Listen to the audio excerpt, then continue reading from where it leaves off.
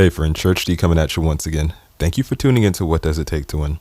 My apologies for taking so long to get back to you. I know it's been quite a little break in between since the last episode was released, but I had a lot of things going on. A lot of good things, of course, but I was just really busy. So I didn't forget about you guys. I just had to handle some things as a husband and a father.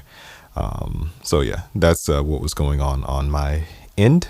But I hope everybody is doing well. I hope you guys are ready for yet another episode that will offer some encouragement and that will hopefully help you to, sort of shift your perspective if you're looking out of a negative outlook on life, reshift your perspective back to a more positive outlook. Before we get started, I just wanted to remind you that if you click the link in the description, you'll be connected with me and all of the content that I have to offer.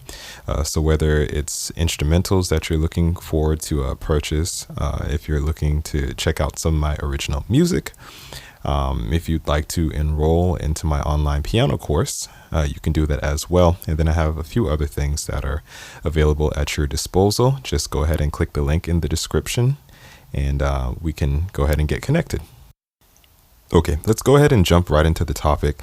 I've actually had this on my heart for a while. I really wanted to release this a lot earlier, but like I said, I ended up getting sidetracked and super duper busy, which is, expected, especially during this stage in life.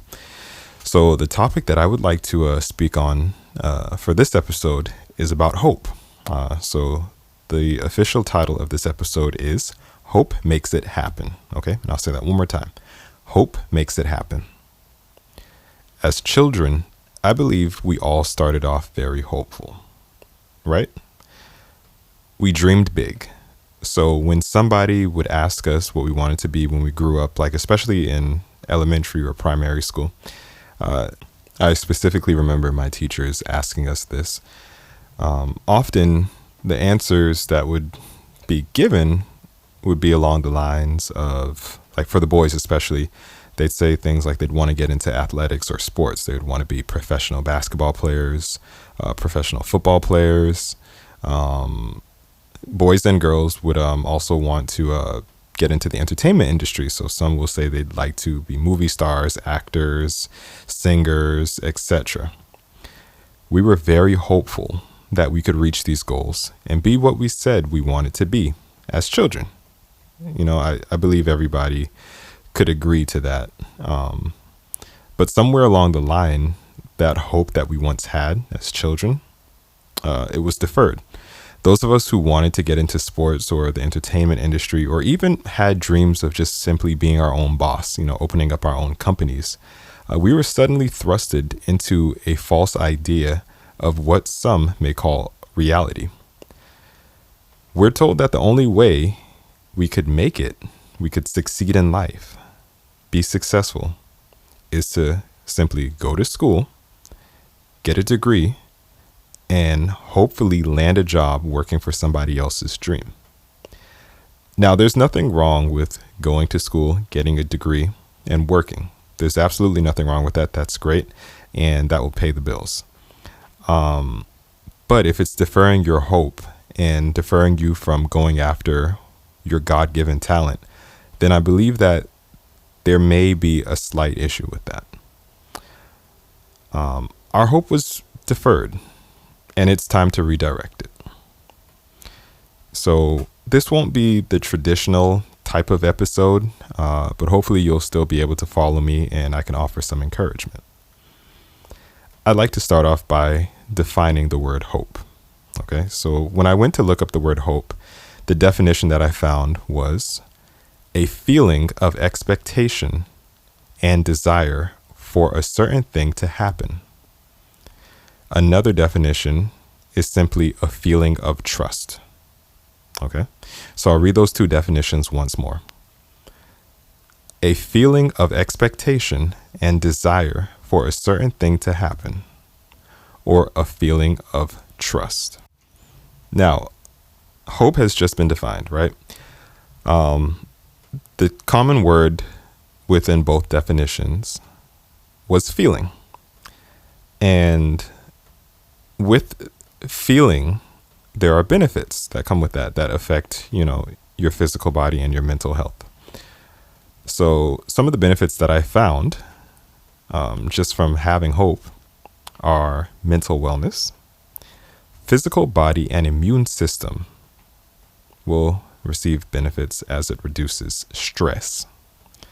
Having hope helps with coping and depression. So those who have hope are a little bit less likely to be depressed or even deal with depression. Hope helps you to envision where you want to be and bring it into fruition. And I can say that's absolutely true for my life. I'm going to share with you some things in my personal life. I won't go too deeply into detail. We can talk about that, face to face, or if you'd like to jump on a Zoom call with me, you could register to do that. But I just wanted to share a few things that, hope has really helped me with in my own life. So I could say that one thing hope has helped me to do is to actually step out on faith and do tours, like I used to do. I'm pretty sure you've heard me talk about this. I believe this is episode 53. We're 53 episodes in. And throughout this podcast, I've been, speaking about my touring experience. And, like I say, I'm grateful to God for that. He has blessed me to be able to travel and see a lot of the world that many people, would have dreamed to see, but unfortunately did not get the chance, So that's definitely a blessing for me. Back to how hope helped me to even get on tour. So I'm pretty sure I've said this before.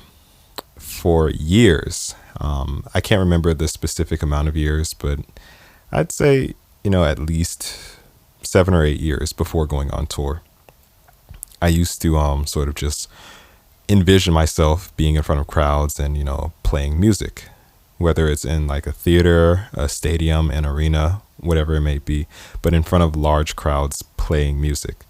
Obviously, I worked towards enhancing my skills and my skill set so that when the time would actually come, I would be prepared.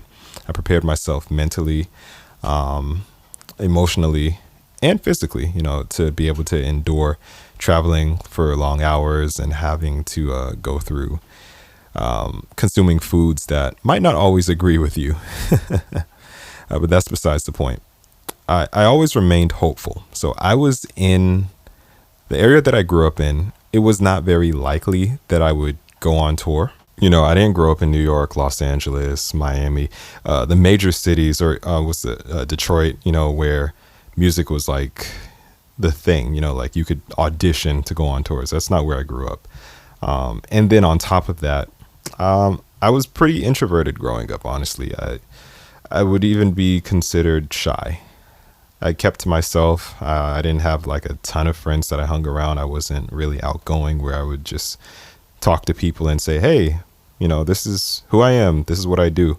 I was sort of one that would just keep to myself, do my job and try to stay out of the limelight, if you will. But somehow I ended up being able to travel across the world and do, well, at this point, probably hundreds of shows, if we're counting all the years I did the touring. How was I able to do that? I remained hopeful. As mentioned, I would just check out I would envision myself first off playing in front of major crowds, and then I would also look at other artists or other peers and musicians who were within my age range and see what they were doing. And I'd remain hopeful and say, okay, you know what? Someday I'm going to be able to do that. I don't know how it's going to work out. I don't know if I'll be able to audition and get connected, but I believed that it would happen. And surely enough, right when I was getting ready to quit and give up on music completely and totally, it happened for me. So yeah, that's how hope helped me to go out on tour. Another way hope has helped me was when it was time for me to actually build a recording studio. So I always had this vision of being able to record, produce, mix, and master for not only myself, but for other artists, right? Again, this is something that was somewhat out of my league because it's not something I went to school for. I did not have a lot of contacts or connections in my phone, business cards, phone numbers, whatever you may call it, email addresses where I could just, send out emails and say, hey, let me work on your record. I didn't have that. All I had was hope and God, honestly.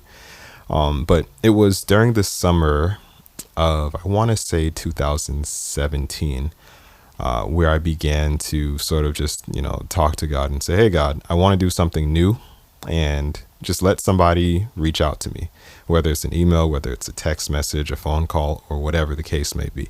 I want to do something new, and I want it to be along the lines of recording, right? I want to really get into this whole production thing. Now, prior to that, probably like 10 or 12 years prior, I was, just getting my feet wet in the production thing, trying to go through college and, do some mixing and mastering or some play keys on certain records here and there, but really didn't get that breakthrough. So fast forward, long story short, as I just mentioned, I was talking to God saying, hey, God, this is what I'd like to do. I still kept my hope high. Out of the blue, I received a text message saying, hey, I would like to help you put together a recording studio. I see that you have the space for it. So let's make it happen. And, thanks to God, we embarked on the journey of putting together and building a recording studio. I went out and I got different types of wood to build the panels for some soundproofing. A lot of equipment was pretty much just dropped in the studio. Like, here you go. You can use this. I'm not using this anymore. I'd like to come work with you. Here's this, here's that. So much equipment that really I didn't even have to pay for. It was just like, you're a good guy, so I can entrust you to have a really good return on investment as I invest these materials into your dream and your vision. So boom, there we are. I'm able to record clients and, put an ad out on the internet and say, hey, if you're looking to have your next single, album, whatever, EP produced, mixed, mastered, go ahead and reach out to me. And, the rest is history. Another way hope has helped me, and like I said, this isn't the traditional episode. It's more so an encouragement to those who are sort of losing hope, just get your hope back. So another way hope has helped me, it's actually helped me to get married, believe it or not. And I don't think this is something that I've shared on the on this podcast, but hope has actually helped me to get married. I came to a point in my life where I wasn't sure, the timeline in which I would be able to get married, to become a husband, to become a father. I always knew there was something inside of me saying that, yes, you're meant to be married. You're destined to be a husband. You're destined to be a father. You're destined to leave a legacy and, to like really have generations come from you. Right. But I wasn't quite sure when this would happen and how it would happen, because, again, I'm not the outgoing type that would just sort of walk up to a woman and say, hey, what's up? Can I get your number? You look good. I'm a bit more reserved. If anything, I would sort of wait for the woman to kind of give me the sweet eye, and then I'll make my move. You know what I'm saying? But that's besides the point. But yeah, hope has actually helped me to get married. So I remember it was getting to a point in my life where I wasn't sure when this was going to happen. But I was at peace knowing that it will happen, and it's going to happen on God's timing. And that's absolutely the best timing in which something could happen. My heart had become really hardened, right? Not towards marriage, but it was sort of hardened, because of everything that had gone down. So I reached a point where my heart actually began to soften, and, I released the hardness. And I said, okay, you know what? I'm going to remain hopeful that whenever the day comes, whenever God says, hey, man, it's time to get married, it's going to happen, and everything's simply just going to work out. Well, not too long after saying that was when I ended up meeting my wife. And the way we met was very interesting. I actually went into that during the relationship panel back in the month of February. You could probably reach out to the moderator of that event and see if you can get a copy of the video. Or if you want to reach out to me directly to hear our full story, you can go ahead and do that. Just click the link in the description. But my wife and I, we met shortly after, I regained the hope and I released the hardness from my heart. And, I wasn't quite sure how wedding planning would go. I wasn't quite sure where we would live because she was on one side of the town and I was far out on the other side. So I'm just like, okay, well, what's a good central location for all of us so we're not like way out away from, our families, our extended families rather, and our friends. But surely enough, God worked everything out for us. I just remained hopeful. She remained hopeful. Obviously, we stayed prayerful about it, and literally down to what we were going to wear for the wedding.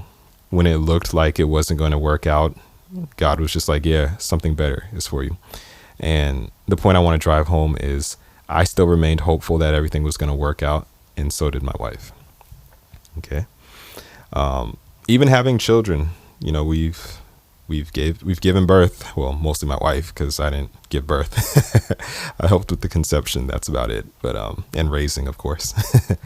But we were able to give birth to a healthy and strong child. Again, I wasn't quite sure the timeline of how this was going to happen, but I knew it was going to happen. I was always very hopeful that I would be a good father, that my wife would be a great mother, etc.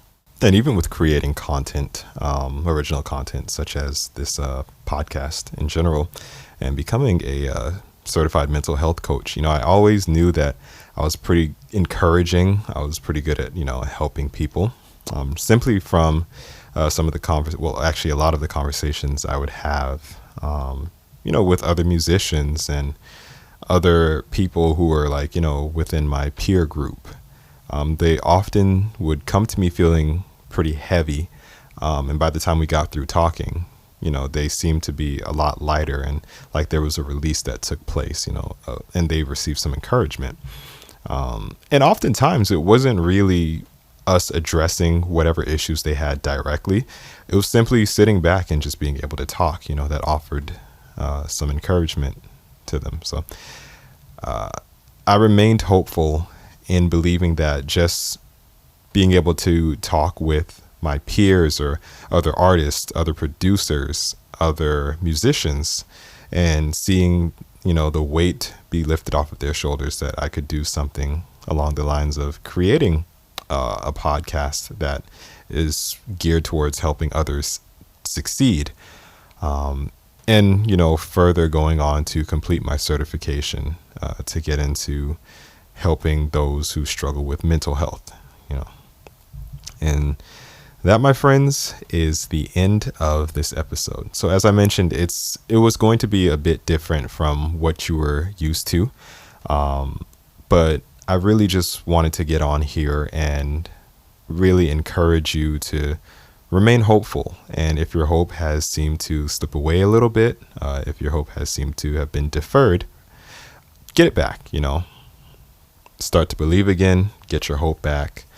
And it's going to happen for you. It's only a matter of time. So take the pressure off. Don't rush yourself to get to where you'd like to be.